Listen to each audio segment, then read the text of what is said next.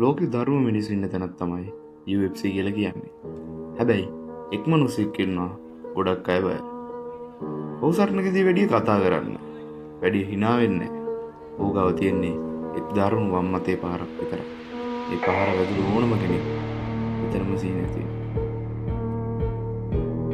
අද අපි කතා කරන්නේ පෝටෝ නැත්තම් ස්ටෝන් හෑන්ඩ් කියන නමින් ලෝකෙම දන්න ඇලෙක්ස් පෙරේරා ගැන. ගඩොල් කපන මඩුව ගිහලා ලෝකේ බාරපන්ති දෙකක ශූරයෙක් වුණු මේ අදාහගත නොහැකි හැබෑ කතාව අහන්න ඔයාලා සූදානම්ද?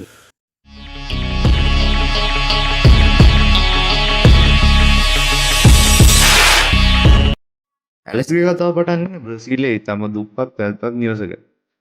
ඔහුගේ මව පියාගේ නම සඳහන් වුණේ නැති වුණත් ඔහුගේ පියා වැඩ කරලා තියෙන්නේ ග්‍රිඩ් වැඩපළක. වයස අවුරුදු 12 දී පාසල් යන්න සල්ලි නැති නිසා ඇලෙක්ස්ට සිදු වෙනවා ගඩොල් මඩුවක වැඩට යන්න. පැය 10ක් 12ක් අතර කාලයක් ඔහු කුඩා වයසේදීම ගඩොල් මඩුවේ වැඩ කරනවා. අද ඔහුට තියෙන මේ මාරාන්තික ශක්තිය ලැබිලා තියෙන්නේ ඒ කුඩා කාලේ කරපු බර වැඩවල. එහෙම කුඩා කාලේ ඉඳන් මහන්සි වැඩ කරන ඇලිස් හැබැයි තාරුණට එද්දි ඇලිස් ලොකු ප්‍රවාදයකට වැටෙනවා. ඔහු දරුණු විදියට මත්පැන් වලට හැබ්බැහි වෙනවා. ඔහු දවසකට ලීටර් 1 2 3 වැඩ කරමින් සිටියදී මත්පැන් පානය කරනවා. ටික දවසක් මෙහෙම යද්දී ඇලෙක්ස්ට තේරලා තියෙනවා තමන්ට මේකෙන් මිදෙන්න ඕනේ. නැත්තම් තමන්ගේ ජීවිතේ අගාධයට වැටෙනවා කියලා. ඔහුගේ මේ අත්හැවීමෙන් මිදෙන්න ඔහු තෝරගත්ත ආයුධය තමයි කික් බොක්සිං.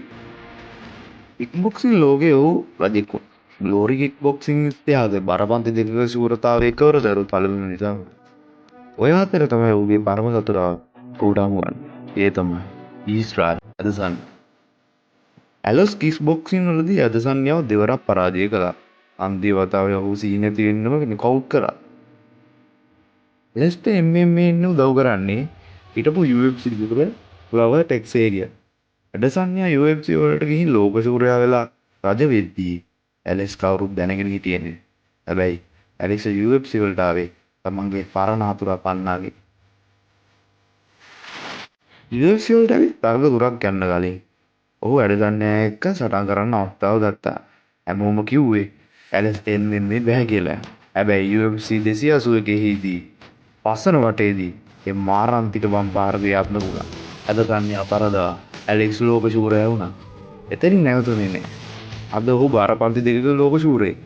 ඔහු අභියෝග බාර ගන්න කිසිම බයක් නැතුව වචන වලින් ලොකුවට කෑ ගහන මිනිසුන් ඉස්සරහා ඇලෙක්ස් නිහඬව තමන්ගේ ගල් පිළිමයක් වෙන මුලින් බලාගෙන ඉන්නේ.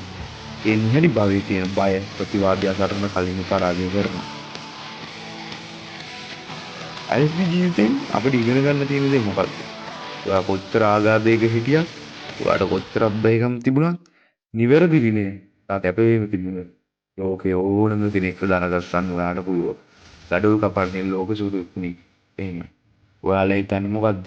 ඇලෙක්ස් පෙරේරාට පුළුවන් වේද UFC වල තව කාලයක් රජ කරන්න? පාලෙන් කමෙන්ට් එකක් දාන්න. මේ වගේ සටන් කාමින්ගෙන් තොරතුරු දැනගන්න අපේ SL Fighters channel එක subscribe කරන්න. මම ගියා.